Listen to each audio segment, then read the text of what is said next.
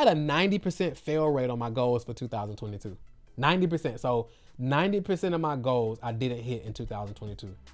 However, it still ended up being the best year of my life. So my 2022 in review. So I know a lot of times, especially if you're a for-profit, impact-driven entrepreneur like myself, we're always looking at, okay, what's the next thing to accomplish? What's the next mountain to climb? What's the next thing to conquer, right? But a lot of times we don't really take time to review. So one of the things that we actually teach our clients is actually our review process. The weekly review process, the monthly review process, quarterly review process, even with this thing called, we have to call it the best year blueprint, best year ever blueprint. And it's about annual review and things of that nature and planning and so forth.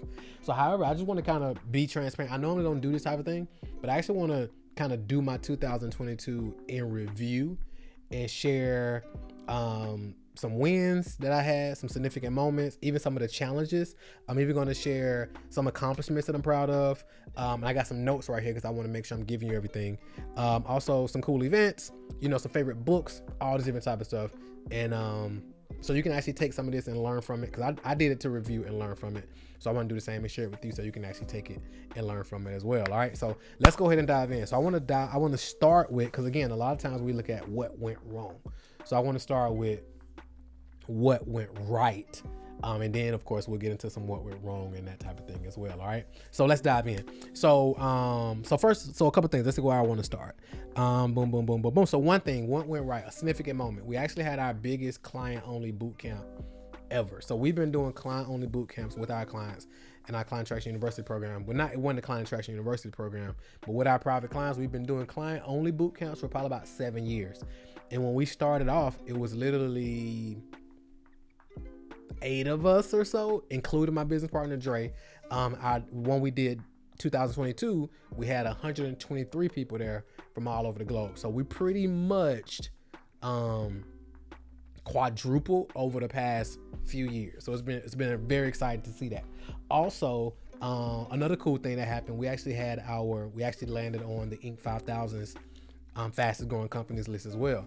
A couple of things to note of how we actually did that. So one of the things we did is we doubled down on client success.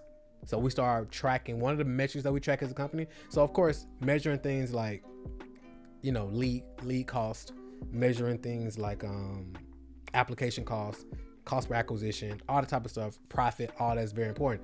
One of the metrics we track as a company that most people don't track is the NPS score. So the NPS score is called a Net Promoter Score. So it's essentially like, what's the chances of a client referring you to somebody else? And they got a cool way, like anything, they can rate you between 1 to 10. I think it's 8 to 10. You can measure it, but anything, I think 5, 6, 7, it doesn't really calculate. Less than 5, then of course you calculate that away. So it's a weird thing, right? So we got very intentional about increasing that score, right? Because our number one principle as a company is client obsession. So we want to know, is our clients getting results? Because that's our biggest competitive advantage, is the amount of client success stories that we have. And the reason we have so many client success stories is that we're obsessive about it, and we're obsessive about how we can actually get our clients results. Which leads me to another massive win that we had, is we actually gave our program an entirely a facelift, a total facelift. So we enhanced the entire program. We made it even more simple, even more impactful. We also added a monthly fly-in, where our clients can actually fly in and work with us in person in their event once a month, right? And you got to qualify, be at a certain point in your business to get the most out of it. But then they can come down, we can work with them when we do this once a month. Every month that we're not doing a client event, they can actually come down and work on the event. And that's been great so far. And also all the enhancements and so forth in the program. So those are a couple things. So another thing is, let's see here. Well, another thing that we did was, let's see what else I want to share off of here. Boom. Another thing, we got another year of therapy in, right? So one of the things I committed to like 2 years ago was hiring a therapist. I tried a therapist before. It was great. However, it was another level that I hadn't tapped into, right? So I knew it was something else. So I ended up stumbling across another therapist, locked in for another year, and it's been totally transformative for me. And one of the biggest takeaways from working with my therapist is really having self-compassion. right? So it's like I'm the type of person, like I'm hard on myself. Like I'm harder on myself than anybody else can never be harder on me, right? I hold myself to a really high standard, so I can easily find myself judging myself in many ways as well, right? So one of the things that I learned is like really having self-compassion as I'm growing, right? And even so much, we actually had a session the other day, and he was like, yesterday actually, and he was like, what's one of the things you feel like you should be doing? And like a couple years ago, I'd have been like, I should be doing this, I should be making this, I should be doing this, should be playing at a high level, should be. And one of the things I said to him, I was like, well, I could say, well, I should be playing at a high level, or I should be serving more people at a high level, I should be this. But I'm like, but should I? Or am I just exactly where I am and I'm continuing to just level up, right? So it's more so me in the knowledge of like, here's where I am, here's all the play, here's how we're winning and all the different ways that we're winning, and then capitalizing on those things. So another year of therapy was big for us. Another thing, I actually got down to 165 pounds. So I started working with a trainer, and I've been working out over the past few years and just been kind of getting marginal results, right? However, I've been working with this trainer. It's been a total game changer for me in more ways. It pushes me beyond what I thought was possible. Started seeing some significant transformation, really tested my discipline, the whole 9 yards. And that helps me level up as a business owner as well, because that's like the hardest part of my day. So when I get that done and I come out, I'm full speed ahead. Everything else is sweet because I've gotten the thing that gives me the most resistance done the first part of the day. And I believe that you always got to have a coach in every area of your life. And if you're not, you're really missing the ball. So that's another thing. Let me see what else I want to pull from here. Boom, boom, boom, boom, boom. Let's see here. All right, cool. So that's that. All right, let me keep going. So accomplishment I'm proud of, that kind of ties into the other one. Also, I'm not a tax professional, neither do I play one on TV. However, our truck, my wife normally drives the truck most, got totaled. My sister-in-law was driving it, got totaled, which ended up being a gift and a curse, right? Because it was, well, not a gift and a curse, but it ended up being some benefit to it. So it was about time to get something new anyway. We just weren't going to get anything new because we got younger kids and they always mess stuff up anyway. So was like, we're just going to wait. The truck got totaled, we had to get something. So we went and got a brand new truck, got a good deal. We actually ended up buying a car on one of these online sites. We ended up getting it delivered, had to send it back, found another deal. Well, found a better deal actually. And it was newer, the whole 9 yards. And of course, if you can of course speak to your CPA or your tax professional, whatever. But of course, they have this new tax law, where if you get a truck that's over, I think 6,000 pounds, you can actually write it off. Of course, if you're using it for business and things of that nature, right? So we end up going to get the car, grabbing the truck, getting the tax deduction, all that. So that worked out, huge. So that's another thing. Also, I invested, and again, I normally don't share stuff like this. I actually invested over $200,000 in my education in 2022. Masterminds, events, and this ain't like courses. This is more like masterminds, private consulting, that type of thing. Because the thing that we get the biggest ROI on is coaching and consulting and ads. Right? I don't see a higher ROI on anything else, right? Than in those things. So I'm always looking at, who do I hire now? Who would I hire for this? So I invested actually over $200,000 into ads, which was phenomenal. And another thing, I actually created a tradition. So one thing a lot of people don't know is, like, when my granddad died, it actually made me the last Russell in our family, right? So I actually, like, okay, everything that comes after me is important. It's important how I show up because I'm the last Russell. Now God's blessed me with 4 boys, Russells. Now we can continue that, right? So one of the traditions that I created for our family, and I'm praying that they continue, is every single year we do we bring Christmas in a different country. So this past year we did another country, which was the Bahamas, right? So they say they want to do Dubai, so we're looking at Dubai for 2023. We'll see how that goes. So it's a game changer. Like, that thing, travel levels you up more than almost anything else. So we're super intentional about that. All right. So boom. So that's that. I could go on and on, but that's what I got on that. So let me keep going. So people, events, or projects that made me feel good or energized. So number one was creating a new curriculum for our clients, or at least giving our curriculum a facelift to improve the experience for our clients. Also, in-person events. I love in-person events for our clients. They're super transformational. A lot of times I'm exhausted after them because I put out a lot, hold space for a lot of people, but it's super beneficial for all of us. We actually started working on our Wealthy Black and Genius event. That's actually going to be in September. We're going to start doing that every year. You may be able to register, maybe not. I'm not sure. You can go to wealthyblackgenius.com. Not sure what's happening right now when you're seeing this, but go to wealthyblackgenius.com and you can actually get the details on that. And basically, most people, when it comes to growing a coaching business, people talk about starting it. People start about growing it. People start talking about scaling it, right? And of course, those are different phases.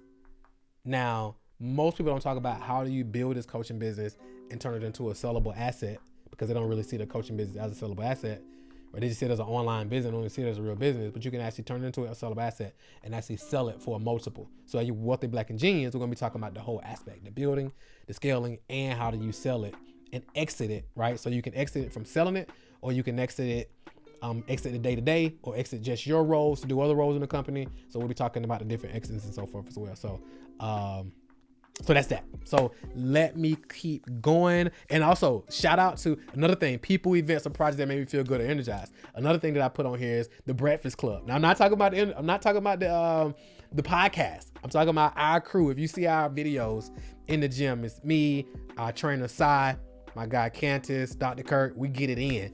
And somehow I got to remember how we even came up with it, but we called it the Breakfast Club, maybe because we in there at 7:30 in the morning getting straight torture. So that was the other one. So let me keep going. Favorite books, articles, or events.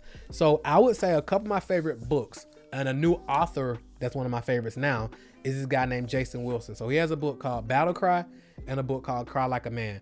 And he's really diving deep into dealing with emotional trauma that us as men have and carry, and how do you navigate that from an emotional standpoint, right? Because a lot of times as entrepreneurs and even parents, we'll just talk about entrepreneurship for a second.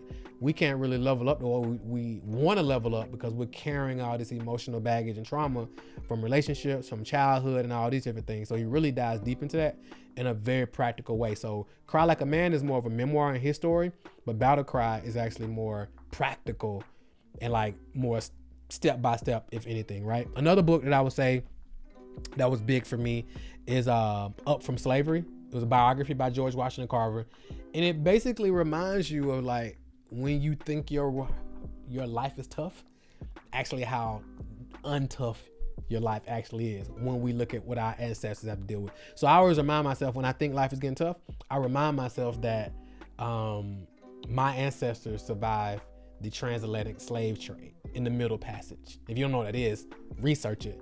But our ancestors survived that, and they built without any of the technology that we have, any of the resources we have, any of that type of stuff. Everything stacked against us, and they still won. So we can actually pull a lot from that. So I highly recommend that book. Like George Washington Carver was actually a legit slave, and then he went through, started managing, and he actually was the person who actually grew. I actually thought he started Tuskegee. He didn't start Tuskegee, but he came in and took it over. I'm not gonna blow the whole story, but go check it out.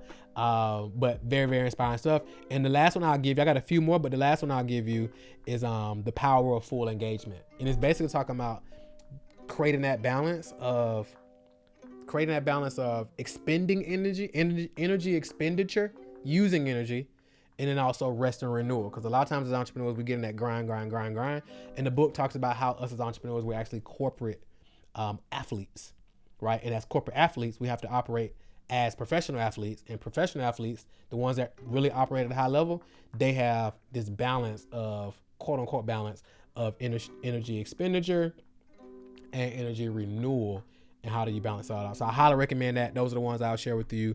A big lesson, I want to share a couple of lessons learned and mistakes real quick, right? Let me see. All right, cool. So a couple of big lessons learned. Lessons learned. Oh, because I got two things I want to share, which I'm trying to see which one I'm going to do first. So I'm going to do lessons learned and mistakes. So number one, I had a 90% fail rate on my goals for 2022. 90%. So 90% of my goals I didn't hit in 2022. However, it still ended up being the best year of my life, right? Now, I saw a guy who posted one day. He was like, I hit 90% of my goals. And you know what that told me? And that's not judging him. But what that told me is that he's most likely set his goals too low, right? So my goals, and I'm not comparing my goals to him and none of that. However, I believe all goals aren't necessarily meant to hit, right? It's to stretch you and see how far you can go, right? And we just made a lot of adjustments throughout, not a lot, but we made several adjustments throughout the year that actually threw us off as well. So we changed our acquisitions. We made some tweaks with our acquisition system. As a company, we had to grow. Now we have like 30 some people on our team. So we had to make a lot of different adjustments along the way. Okay. Let me see. Another big mistake that I have is I didn't necessarily keep my main goals in front of me. So I had them, but I wasn't reviewing them consistently. So now this year, a big thing I'm super intentional about is part of my morning success ritual, making sure we're reviewing those goals consistently, updating those goals, tweaking the goals, and so forth. Another thing is too much time on social and like seeing what other people are doing. I think social media is a gift. Social media is amazing, but I think you gotta set a balance of like not being on it so much and being very conscious about who you're following, right? Even if you're following individuals who are doing amazing, you can actually fall into a place of like comparing yourself, and that'll actually throw you off. Okay. And so you want to be very, very conscious of that. Okay. I also got off focus on my financial wealth building plan. So I know one of my big focuses for 2022 was financial mastery and wealth building, because making money is one thing, right? But actually what you do when you make the money is a totally different game. So we want to be very conscious of that. So I know that's a huge focus. I'm gonna do a whole nother video on my 2023 plan. But yeah, so I'm very conscious of that. I got off track with that. I mean, I did some things, but really wasn't all in on it like I should have been. Okay. Now, how can I do more of the things that I want to do this year and create more of the results? So here's a couple things. Number one, eliminate time wasted on social media and email. All right. Number two, go to bed on time. So practically scheduling time. So last year I had an app where it would lock me out. It would only give me an hour on social media. So I think I'm gonna go back to that, right? I don't wanna delete my social media completely, but just limiting the time and making it lock me out. Also scheduling when I check my email. One thing that I'm working on doing is like checking my email in the morning at 9:30 after our team huddle, and then checking my email after we wrap up the day, and then being done with email. Because email can be addictive, right? Because we wanna get that new information, see what's happening, just like social media. Number two, go to bed on time. So I'm clear-headed when making commitment decisions, right? Because a lot of times we're running on fumes and we're tired, and then we're making decisions from this state as well. So we don't want to be doing that. We want to be getting the optimal sleep. I know for me, 6 hours is about optimal for me. If I'm asleep by 10, get up at 3:45, I'm phenomenal. Sometimes I get to bed earlier, sometimes later, but being super intentional about that and also tracking my sleep and being aware of that as well. Set a bar, set a bar or standard for my opportunities. So I'm not doing heavy lifting that isn't energizing for me personally. So being conscious of like what opportunities I'm taking on. I know my speaking schedule is getting crazy. I'm getting more opportunities to speak. I'm getting more opportunities to be on podcasts. So just getting to a place to just say no. Because at one point I didn't want to be the guy that had accomplished these different things, and now people are reaching out to me getting on the platforms, and I'm saying no because I've seen that, and I was like, I'll never be that guy. But it's like, I get it. Like I can't say yes to everything. We got a company to run. I got a family. I got my own life. So it's like, I got to be very careful about what I say yes to. Also, last two is schedule intentional learning time that I stick to. So I buy a lot of courses, right? However, with my time and things of that nature, I don't really get intentional about getting through them. So now I'm very intentional. So this in the morning, even books, like a lot of my books I consume, I would listen to them on my audiobook. And then I want to go through it with notes. So I get the physical book, go through it. However, what I'm doing now is I actually, I got a Kindle, and it's hooked to this tool called Readwise. So it automatically backs up all my highlights. So now I don't got to read a book, highlight it, then go retype the highlights all over again. It automatically backs it all up, and then it pushes it into this other tool called Notion, which is really cool, which is what I'm reading these notes from right now. So I got the Kindle. It ties into, I still like to have the physical books in the library, right? So I'm intentional about getting my 30 minutes of reading in the morning, part of my morning success ritual. before I actually go to the gym. I may do a whole other video on morning success ritual if you want to learn about that, right? So yeah, I'm doing that. And then my morning success ritual on Wednesday, I typically don't do the exact morning success ritual, and I'll sit down for those 2 hours in the morning before I wake my kids up and go through whatever course or program that I'm actually going through. So I'm just being super intentional about it. And then lastly, schedule intentional thinking time. I did it last year, but I just want to be even more intentional about it. I actually learned about thinking time from this book called The Road Less Stupid, right? One of my favorite business books. And it's about sitting down, having specific things. Some people say, well, I think when I'm driving around, I'm thinking I'm listening to music. No, I'm talking about sitting down, computer off, closed, phone on, do not disturb, pen and paper, and you're thinking on paper. Most people don't do that, right? Especially for an extended period of time. So literally 1 to 2 hours a week, 1 to 2 days a week, 45 to 60 minutes of just straight thinking time. So that's my 2022 in review. Hopefully you take some from this to actually go implement, and let me know what you decide to implement. And if you want me to go deeper into any of this stuff, of course, let me know, comment, reach out, let me know, and I'm more than happy to do that. Thank you so much for checking this one out, and I'll see you in the next video.